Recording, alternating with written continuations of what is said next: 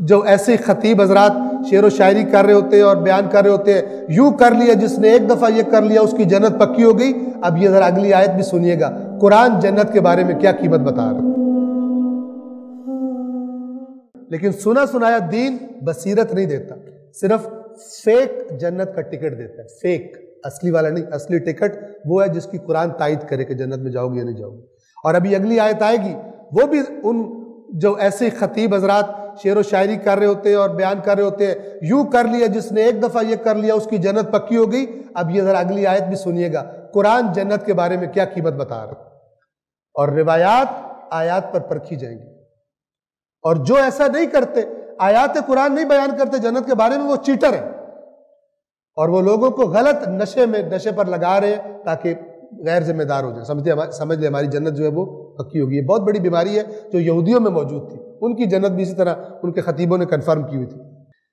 کیا تم، یہ اس آیت کی بات کر رہا تھا، 142 سورہ آل عمران، کیا تم لوگ، یہ رسول اللہ کے صحابہ سے خطاب ہو رہا ہے کیونکہ کچھ لوگ بھاگے تھے بیچ میں سے، کیا تم لوگ یہ سمجھتے ہو کہ جنت میں یوں ہی چلے جاؤ گے؟ قیامت تک سب سے کہا جا رہا ہے، حالانکہ اللہ نے ابھی تک دیکھا ہی نہیں کہ تم میں سے جہاد کرنے والے کون ہیں۔ اب یہاں جہاد سے مراد، جب جہاد میدان جنگ کا ٹائم ہے تو وہ جہاد، اور اگر میدان جنگ نہیں ہے تو بھی جہاد۔ کیا مطلب؟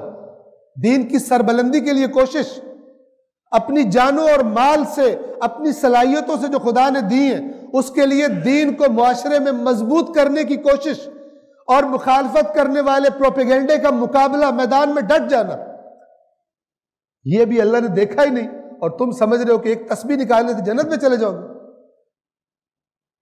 اس قسم کی جو روایات ہیں، اگر ان کو آیات قرآن کے ساتھ پیش نہ کیا جائے تو یہ وہ آدھا سچ ہے جو جھوٹ سے بدتر ہے، اور بے عمل اور غیر ذمہ دار بنا دیتا ہے جو فقط ان چیزوں کو سن کر اور یہ قرآن مجید کے جو احکام ہیں ان کو چھوڑ دیتے ہیں۔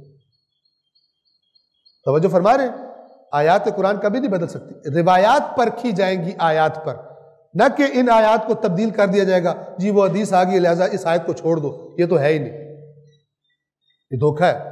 اور یہی قرآن کی مہجوریت ہے، اسے نہیں سنایا جاتا، اور جو ہے ایک آدھی چیزیں جو ہے وہ آدھا سچ جو ہے وہ سنایا جاتا ہے۔